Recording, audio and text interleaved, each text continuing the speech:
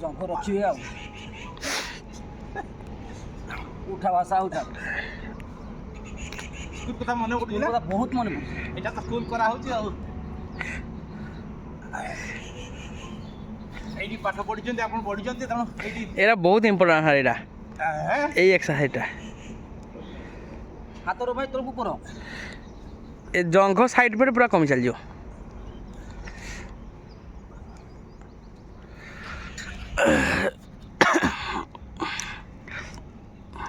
ହଉ 50 ହଉ ବେ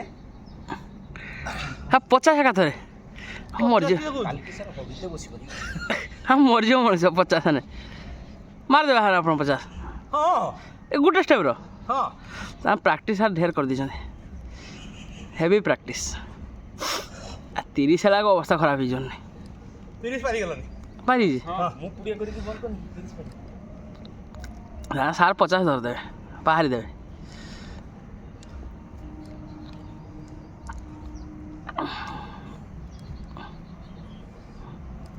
ହଁ 40